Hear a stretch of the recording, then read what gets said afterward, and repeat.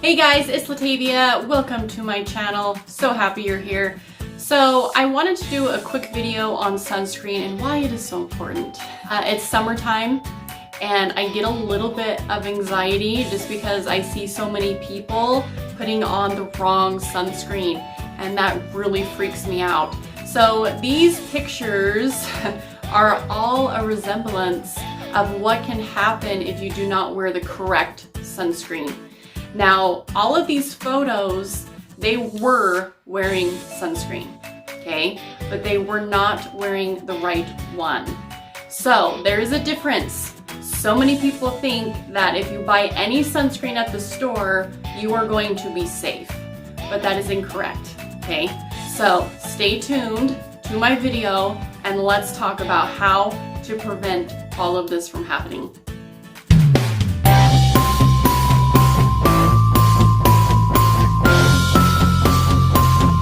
Whenever I teach my students at school about sunscreen, afterwards they freak out and they go and buy the right sunscreen because they want to protect themselves, they want to protect their family, and most of all, if they have kids, they want to protect their kids from not having those horrible sunscreens that take you to the ER, right? So all those pictures that I showed you are actual pictures of people that were wearing sunscreen, it just wasn't the right one. So there's lots of different chemicals in sunscreen. So if you've ever heard the phrase sunscreen causes cancer, then actually that is legit. That is a fact, okay? There's lots of chemicals in certain types of sunscreen, and whatever you put on top of your skin goes into your bloodstream, and therefore can cause lots of different reactions, not just topically, because it is a chemical, but internally, okay?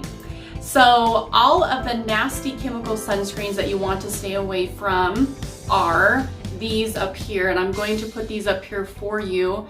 All of these, this whole list, there's 6 of them, are sunscreen ingredients that you have to stay away from, okay? If you pick up a bottle of sunscreen, specifically if it's the spray sunscreen, then you need to put it back down on the shelf because it's not going to do anything and it's going to burn, first of all, okay? You're gonna burn with it and you're getting all those nasty chemicals inside the body, okay? Every year, I promise, every year I have a friend reach out to me and their kid is fried to a crisp, their poor skin is completely burnt, plus on top of that they have hives and they have irritants happening and their eyes are swollen shut and they are on their way to the ER.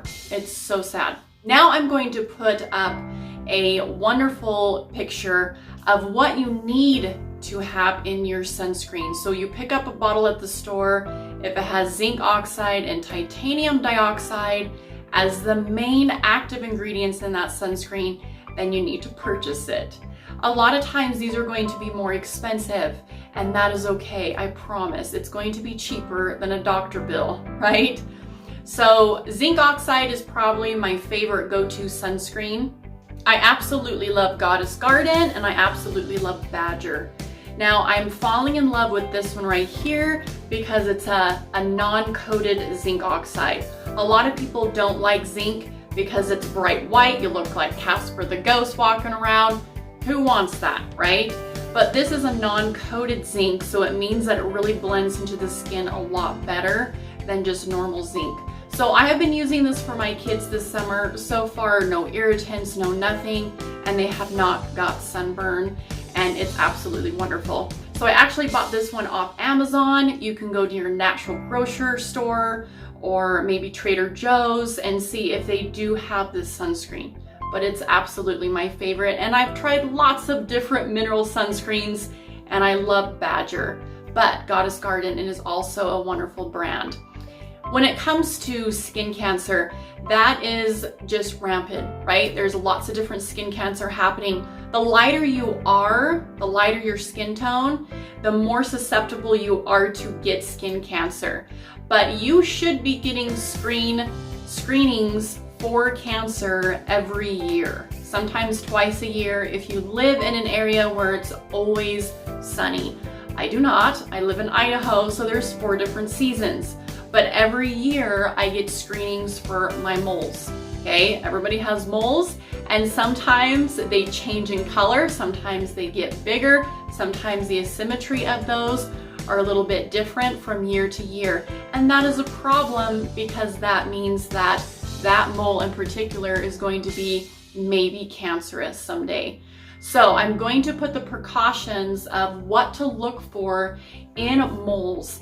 Now, me as an esthetician, if I'm doing a body wrap, if I'm doing an eyebrow wax, anything that I'm doing with a facial or anything with my client, I try and look for those things. I had a client years ago, he came in for an eyebrow wax, and I was like, did you ever notice that you have a mole inside your eyebrow? And he's like, no, I didn't notice that. And I said, I really think you need to get it checked out. Get it checked out, let me know. And 2 weeks later, he came in and gave me a huge hug, and he was like, thank you so much for telling me about that mole because it was cancerous. So you can actually save your own life by checking out your moles, or saving someone else's life if you're in the industry. So if you're a hairstylist and always doing someone's hair and looking in the scalp, a lot of moles happen in the scalp, but nobody really looks in their scalp. And so it's very important to just try and help people out with those screenings too, especially if they don't ever go into a doctor and get the skin cancer screenings done. You can definitely save a life. So if you have some moles on you, make sure that none of them look like these pictures up here, because you just do not want that happening, right? Skin cancer can be deadly, but sometimes they just dig into the skin as far as the cancer goes. Sometimes it's already into the bloodstream and you're SOL, there's nothing they can do. But a lot of times they can just dig it out. I had another client, she had lip cancer, well, skin cancer, but on her lip, so she had half of a lip. It was so sad. So she's like, I wish that I would have worn sunscreen when I was younger, but I didn't know that there was good and bad sunscreens out there. So a lot of times we don't think to protect our lips as well, but I think that's really important to remember, because, you know, we do have some melanin in our lips naturally, but you still need to protect your lips as well. So make sure you get the zinc oxide and put it over that, or a chapstick with the right sunscreen in it to protect your lips. Because I have been at water parks before, I have been to different places in the summer, and I just cringe when people are spraying down their kids and themselves with this spray sunscreen, and just thinking in my head going, oh dear, like they are going to get burnt later, like they're going to be miserable. And so if there's someone at Walmart looking at sunscreen, and especially if they have kids, I am all about going up to them and saying, can I just educate you for just a second about sunscreen? So I hope you guys enjoyed this video. Please give it a thumbs up and share it with someone that you love. If there's a family member or a friend of yours that you know is using the spray sunscreen, then please share this video with them so that we can kind of get the awareness out so we don't have this happening. Thank you so much for your support in my channel. If you have not subscribed, please subscribe and like this video. I appreciate so much, and I will see you guys next time.